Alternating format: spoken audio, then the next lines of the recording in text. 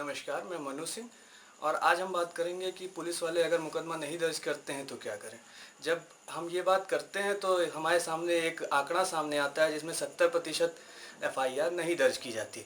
70% मैं बहुत एहतियात से बोल रहा हूँ, असल आंकड़ा 90% का है। 90% जब मैं ये बोलता हूँ इसका मतलब होता है कि 100 में से सिर्फ 10 एफआईआर दर्ज की जाती है। एफआईआर ना दर्ज करने के पीछे क्या कारण होता है, चाहे पैसा या पावर, वो आप भली भांति जानते हैं। तो आज हम जानेंगे मिस्टर शेष कुमार सिंह एडवोकेट से, सीनियर एडवोकेट से, कि ऐसे मामलों में क्या किया जाए। जब हमारे सामने ये आता है कि एक बलात्कार जैसे संगीन मामलों पर भी जब एफआईआर नहीं दर्ज होती तो क्या किया जाए इस मामले में। और ऐसे संगीन मामले में जब पुलिस वाले नहीं दर्ज करते हैं एफआईआर तो बाकी मामलों में क्या होता होगा। तो आज हम जानने की कोशिश करेंगे मिस्टर शेष कुमार सिंह से कि ऐसे मामलों में क्या किया जाए। सर, हमको पुलिस कैसे कार्रवाई करती है उसके बारे में बताना जरूरी है। जी मैं आज आपको बताऊंगा कैसे थाने पर एफआईआर दर्ज की जाती है जी और किस सेक्शन में दर्ज की जाती है। तब उसके बाद आपको समझ में आएगा कि कहाँ लैचेज रह जाते हैं। जी जो थाने पर एफआईआर लिखाने के लिए जब कोई व्यक्ति पहुंचता है तो सारी घटना का तथ्य लिख के प्रार्थना पत्र के रूप में थाने के इंचार्ज को देता है। जी अब उसको ब्रीफ करके पुलिस वाले लिख लेते हैं। जी खास तौर से शासन का ध्यान ऐसे ही मामलों में होता है जो कॉग्निजेबल ऑफेंस होते हैं, जी उसकी रिपोर्टिंग ज़्यादा होती है। जी तो इसलिए पुलिस कॉग्निजेबल ऑफेंस जो हैं, जो 154 में दर्ज होते हैं, जी उसमें प्रोसेस ये है कि जितने वारंट ट्रायल हैं, कॉग्निजेबल ऑफेंसेज हैं, उनकी एफआईआर तहरीर किया जाए। ब्रीफ करके एफआईआर तहरीर करते हैं, जी उसकी एक कॉपी जो प्रार्थी होता है उसको देते हैं, जी निःशुल्क दी जाती जी है ना। जी उसके बाद अगर कॉग्निजेबल ऑप्शंस है तो पुलिस उसी समय से जांच करना शुरू कर देती है, एक्शन में आ जाती है। एक्शन में आ जाती है। जी तो और दूसरी बात यह है कि जब वही चीज़ उस अपराध को साधारण दिखाकर, जितना 90% केसेज में तो यही होता है कि एफआईआर को साधारण दिखा दिया जाता है। जो 154 की एफआईआर है, जो कॉग्निजेबल ऑफेंस वारंट ट्रायल है, जिसमें पुलिस को एक्शन लेना होता है, जी उसको बदल दिया जाता है 155 में। जी ठीक है। जो एनसीआर, जिसको एनसीआर कहते हैं, एनसीआर थाने पर बहुत दर्ज मिलेंगे आपको। जी और जो कॉग्निजेबल ऑफेंस है वारंट ट्रायल में, जिसमें पुलिस की जिम्मेदारी बनती है रिजल्ट देने को, उसको कम कर देती है। तो पुलिस अपराध को कम करके दिखाती है 3 तरह से। जी ठीक है। जी एक तो कॉग्निजेबल ऑफेंस दर्ज करना है, वो रियरेस्ट केस में दर्ज करते हैं। ये आपने सही कहा कि अगर 10 अपराध होते हैं तो एक का एफआईआर दर्ज होता है। जी मैं तो ये कहता हूँ कि 10 में एक का एफआईआर दर्ज होगा, और दर्ज करते हैं 7 तो ऐसे दर्ज कर लेते हैं जो एनसीआर कर देते हैं, एनसीआर कर देते हैं। जिसमें पुलिस की कोई जिम्मेदारी नहीं रहती है। जी थाने पर तहरीर लिया, वही प्रोसीडिंग उसमें भी करना पड़ता है। जी एफआईआर वैसे ही लिखाई जाती है, सब कुछ लिखेंगे, लेकिन उसमें जितने गंभीर अपराध हैं उनको हटा दिया जाएगा। उनको साधारण से आदमी मरने के कगार पर है, 323 की रिपोर्ट लिख दी गई जी है ना, और उसको cognizable non cognizable offence NCR करके छोड़ दिया। पुलिस 107-16 में कार्रवाई कर रही है। जी तो अपराध बढ़ने का एक कारण ये भी है कि अपराध को हल्का करके पुलिस दर्ज करती है अपनी जिम्मेदारी से बचने के लिए। उसकी वजह से अपराध बहुत का ग्राफ तेजी से बढ़ रहा है ना। अब वही एनसीआर जब दर्ज होता है तो अगर आप होशियार आदमी हैं तो या थाने छोड़कर आप कचहरी तक आ गए तो उसको बाद में कन्वर्ट किया जा सकता है, उस पर भी निराश होने की जरूरत नहीं होती। अगर पुलिस एनसीआर करके छोड़ देती है तो 155(2) में आप एप्लीकेशन देकर जांच करा सकते हैं। जी तब 30 उसकी भी वैसी ही होगी जैसे 154 कॉग्निजेबल ऑफेंस में एफआईआर में होती है। जी बस फर्क इतना होता है कि जो एनसीआर में जो तफ्तीश होती है उसमें पुलिस गिरफ्तारी नहीं कर सकती है। जी जांच वैसे करेगी, वैसे सारी कार्रवाई होगी, लेकिन गिरफ्तारी नहीं होगी। अब उसके बाद 156 सीआरपीसी, ठीक है जी 156(1) में जी पुलिस जो है वो तफ्तीश करती है। जी ठीक है।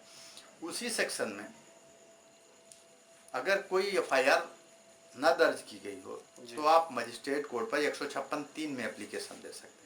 156(3) में सीआरपीसी में अगर एफआईआर ना दर्ज की जाए तो सीधे 156(3) में आप प्रार्थना पत्र सीजीएम कोर्ट पे सीधे मजिस्ट्रेट के पास जा सकते हैं।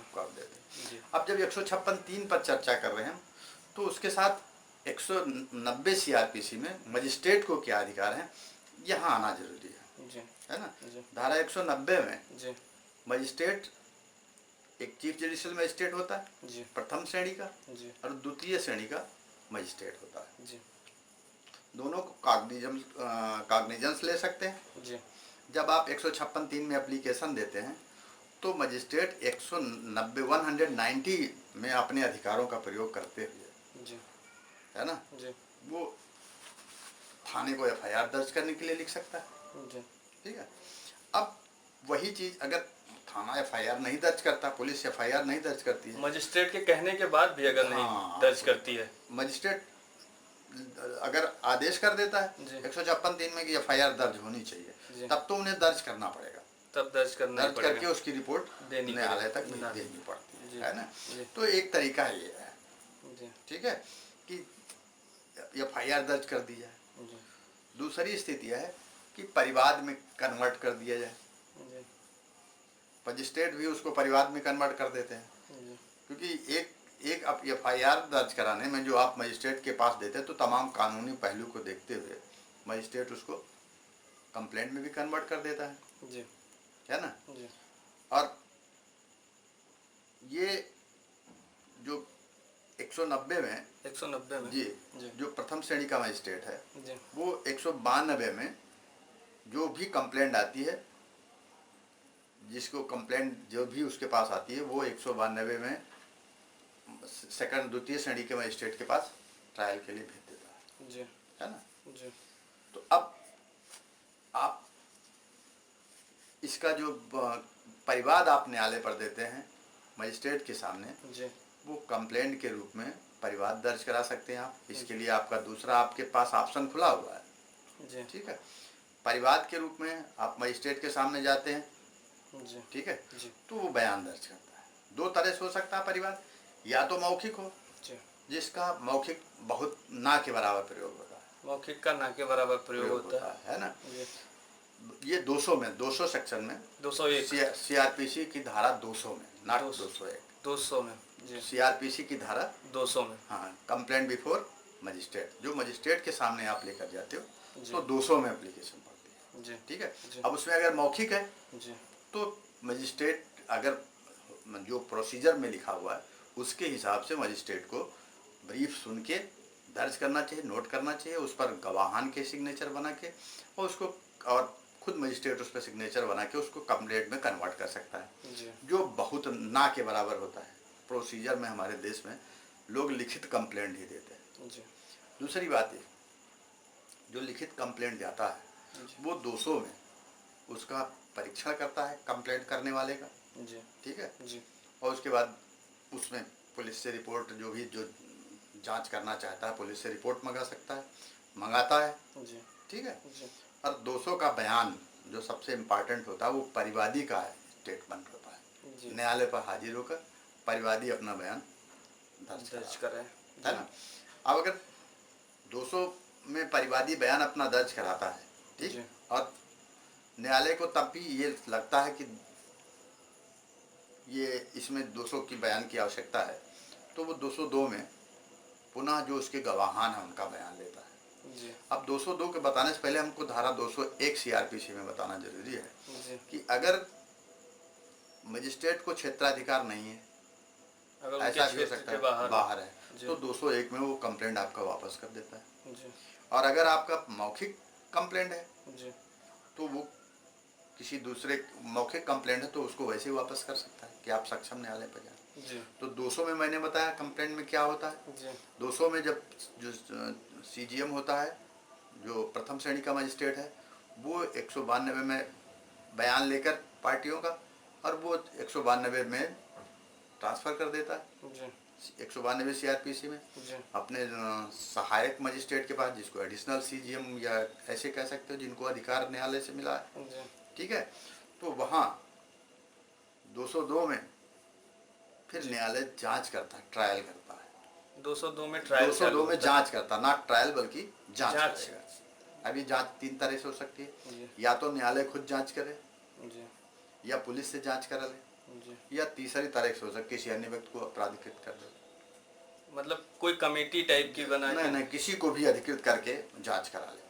मतलब किसी एक जी, आदमी जी। को जो है किसी व्यक्ति को, सुपरवाइजर जिसको भी समझ में सकता देके। है। जी यद्यपि ऐसा होता नहीं है, जी न्यायालय हमेशा पुलिस से या तो पुलिस जांच से। कराती है या खुद जांच करती है।